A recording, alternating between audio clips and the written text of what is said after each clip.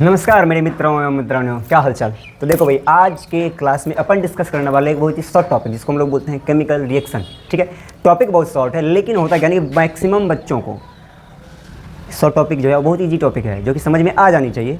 Crystal clear नहीं हो पाती, सबको लगता है कि समझ में आ गया है, लेकिन चीज़ें जो क्रिस्टल क्लियर नहीं हो पाती है। ठीक है, तो चलो आज का टॉपिक है हमारा केमिकल रिएक्शन। ये तुम्हारा 10th का जो है चैप्टर फर्स्ट है। ठीक है, हालांकि इसमें जो है हम पूरा चैप्टर डिस्क्राइब नहीं करेंगे, बस आज जानेंगे कि भाई केमिकल रिएक्शन आखिर होता क्या है, रिएक्टेंट क्या होता है, प्रोडक्ट क्या होता है। ओके, तो तुम लोगों ने ना चेंज जो है तुम लोग जो है चेंज के बारे में सुना होगा कि चेंज जो है दो तरीके के होते हैं, and physical change, chemical change, reversible change, irreversible, मतलब इन सारी चीज़ों का नाम तुम लोग पहले से सुना होगा। तो देखो मुद्दा क्या है कि तुमसे अगर कोई पूछे कि भाई what is mean by chemical reaction, सीधी बात, नो बकवास, जो तुम्हारे ब्रेन में चीज़ें क्लिक करना चाहिए वो ये है कि भाई जो केमिकल रिएक्शन होता है उसका मतलब ये होता है कि the process which is responsible for the chemical change. ठीक है, और एज वी नो दैट कि भैया जो केमिकल रिएक्शन होता है ना वो एक प्रोसेस होता है। भाई कैसा प्रोसेस, कौन सा प्रोसेस? ठीक है, तो तुम्हारे ब्रेन में क्या चीज़ें इंस्टॉल होनी चाहिए, क्रिस्टल क्लियर क्या होना चाहिए कि ऐसा प्रोसेस जो कि केमिकल चेंज के लिए रिस्पॉन्सिबल हो। खत्म, कहानी हो गया, केमिकल रिएक्शन का डिस्कशन डन, इसमें कोई दिक्कत नहीं है। जैसे कि देखो रस्टिंग ऑफ आयरन जो है ये एक केमिकल चेंज है, और वो जिस प्रोसेस के थ्रू ये चीज़ें होती है, चेंज होती है, उसी वही क्या कहलाएगी, केमिकल चेंज। ठीक है, एंड कंबसन जो होता है, आग लगी, ठीक है, और ये जो प्रोसेस है आग लगना, कंबसन जो है एक केमिकल चेंज है। ठीक है, लेकिन ये जो प्रोसेस है, ये प्रोसेस क्या कहलाती है, केमिकल रिएक्शन। ठीक है, बात ख़त्म।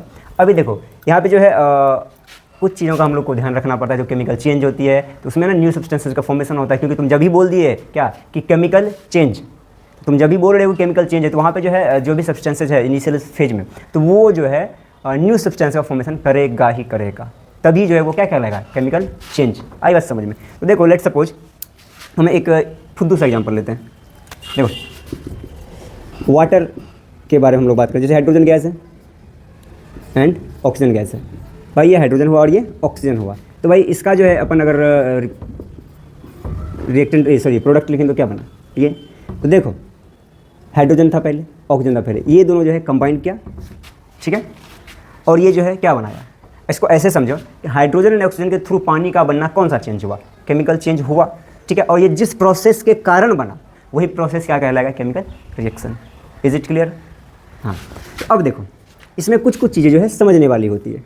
ठीक है, इन जनरली क्या होता है, एक और एग्जांपल मैं दूंगा। इन जनरली क्या होता है कि बताई जाती है चीज़ें कि जितने भी केमिकल रिएक्शन होते हैं वो सभी के सभी इरिवर्सिबल होते हैं। लेकिन देखो बात जो है 99% सही है, लेकिन कुछ केस ऐसा होता है जो स्पेसिफिक कंडीशन में जो है चीज़ें रिवर्सिबल हो जाती है।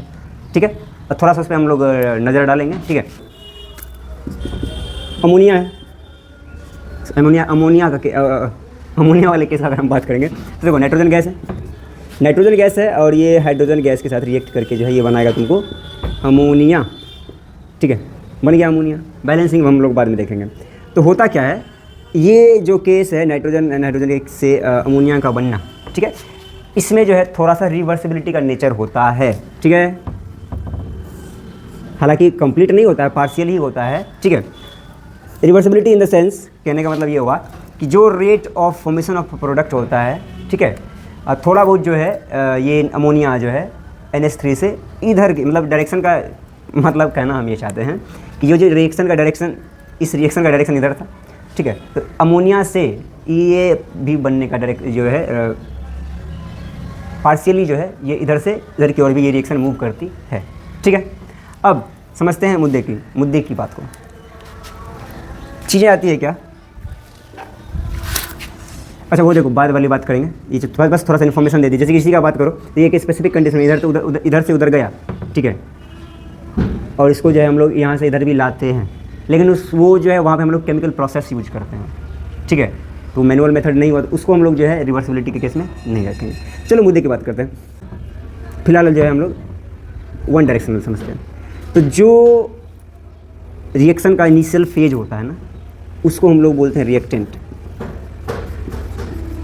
ठीक है, एंड जो फाइनल फेज होता है उसको हम लोग बोलते हैं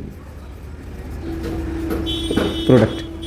ठीक है, अब देखो भाई अपना लोकल लैंग्वेज में ऐसे भी समझ सकते हो कि जो टेल की तरफ होता है उसको हम लोग बोलेंगे रिएक्टेंट, जो हेड की तरफ होता है उसको हम लोग बोलेंगे प्रोडक्ट। ठीक है, लेकिन साइंटिफिकली और स्मार्ट स्टूडेंट की तरह अगर समझना है तो ये रखो कि जो अमोनिया का फॉर्मेशन हो रहा है इस केस में, तो जो initial phase of the reaction होगा, ठीक है, उसको अपन क्या बोलेंगे, रिएक्टेंट बोलेंगे। एंड देन जो final stage of the reaction जो होगा उसको अपन क्या बोलेंगे, प्रोडक्ट बोलेंगे। आई डोंट थिंक इसमें कोई दिक्कत होनी चाहिए। ठीक है, अच्छा एक छोटा सा और चीज़ है उसको हम डिस्कस कर लेते हैं। देखो कोई भी जो केमिकल रिएक्शन होता है ना, तो उसमें हीट रिलीज हो सकता है, टेम्परेचर रेज हो सकता है, टेम्परेचर डाउन हो सकता है, साउंड रिलीज हो सकता है, मतलब एनर्जी जो है रिलीज हो सकता है, या फिर एनर्जी का रिक्वायरमेंट हो सकता है, ये अपना कलर बदल सकता है, ये अपना स्टेट बदल सकता है, मतलब ये सारी चीज़ें हो सकती है। अब गारंटी नहीं है वो होबे करेगा, होना ही चाहिए नहीं, ये चीज़ें जो है हो सकती। चलो आज के लिए इतना ही, तब तक के लिए नमस्कार।